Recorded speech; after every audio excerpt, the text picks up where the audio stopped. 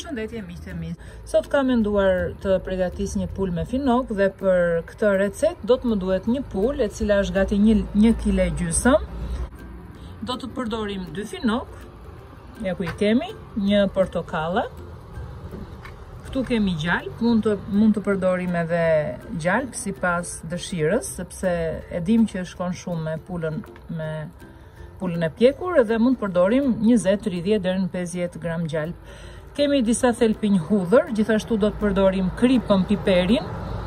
Kam gati një lugë çaj me krip, pak piper të zi të bluar dhe gjithashtu piper i bardhë dhe piper i kuq. E dim që piper i bardhë është posaçërisht për mishin e pulës, edhe prandaj do të përdorim piperin e bardhë.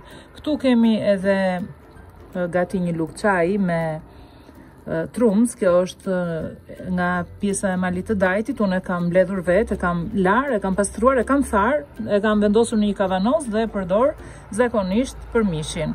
Këtu kemi dhe gati një lugë çaj të plot me farat e mustardës, që përdoret për të përgatitur mishin në përgjithësi. Gjithashtu kemi edhe mustardë Dijon. Këtu kemi edhe disa kokra kaperi. Mund të përdorim gati një lugë gjelle, ose sipas dëshirës apo shijeve tuaja. Gjithashtu do të përdorim edhe vaj ulliri dhe një gjysmë gote me ujë. Do të marrim një enqelçi, këtu do të vendosim pak vaj ulliri. Gjithashtu do të shtojmë të gjithë përbërësit që i kemi radhitur në tavolinë.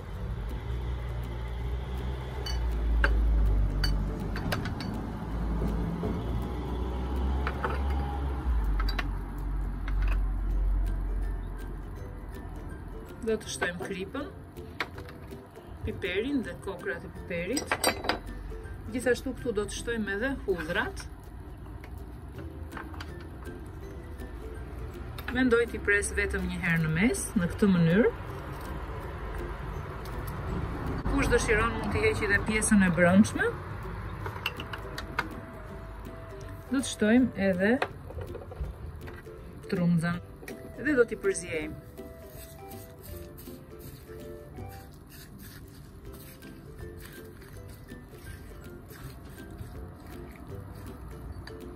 I largojmë për pak, do të marrim një shtrythse, do të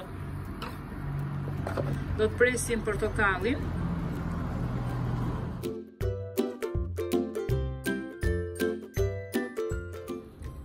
Pasi e shtrydhim portokallin, do ta shtojmë tek kena. Kemi edhe përbërësit e tjerë.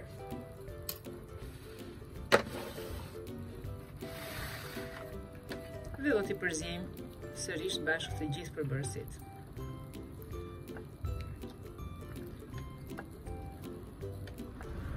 Kemi marrë tavën për pjekje, një letër kuzhine të cilën e kemi lagur pak. Gjithë përzierjen do ta vendosim sipër pulës edhe në brendësi të saj.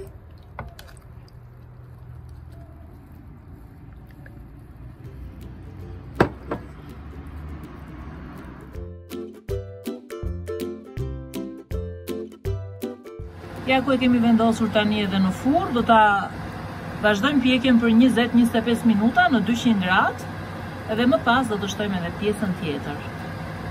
Jam duke prerë edhe finokun.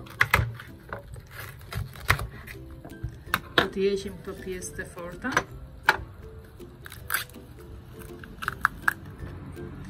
E presim dhe e pastrojmë mirë finokun. Do t'a presim në këtë mënyrë pjesën e brendshme, koçanin këtë këtu, ja heqim, e largojmë.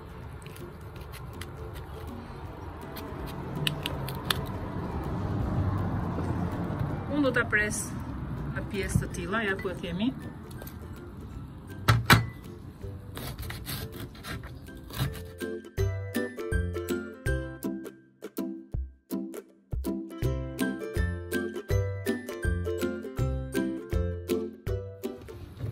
Pasi kemi prerë finokun, do të shtojmë shumë pak krip.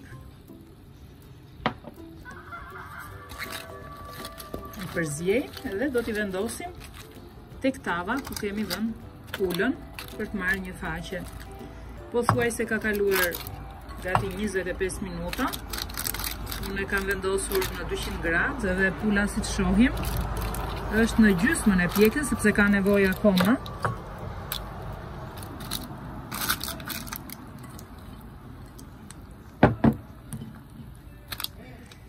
gjatë kohës si do të vendosim finokun për ta pjekur, në gjysmën e kohës së tij ne do t'i përziejmë pak me pirun që të kenë mundësi të zbuten.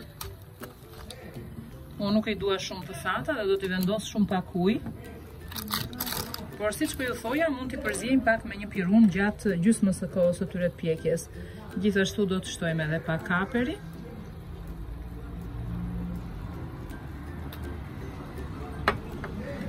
Dhe shumë pak ujë.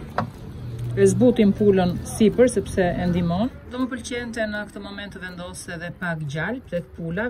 Do të vendosim 2 pjesë të vogla të gjalpit në brendësi të pulës, gjithashtu edhe me ndihmën e thikës e lyejm pak apo edhe me dorë sipërfaqen e pulës sepse është e ngrohtë dhe kjo do ta ndihmojë që të zbutet pula. Dhe në 180 gradë do ta ulim tani temperaturën dhe do ta lejojmë finokun që të zbutet, por gjithashtu edhe pula të mbaroj pjekjen edhe në brendësi të saj. Mund edhe ta kthejmë nga ana tjetër pulën, nëse dua. Por unë do ta lë edhe akoma gati 20-25 minuta që të piqet plotësisht pula në 180 gradë. Ja ku e kemi zbutur pak me gjalpin. Gjalpi jep edhe aromën e mirë. Edhe do ta mbajmë të butë. Ja pra miqtë mi ku e kemi nxjerrë edhe nga fura pulën me finok, është pjekur dhe do ta lëm për 10 minuta në qetësi sepse mishi gjithmonë duhet të ri për pak sa të përgatisim tavolinën me pjatat, me sallatat, me gjitha që na duan dhe më pas do të presim edhe mishin për ta servirur.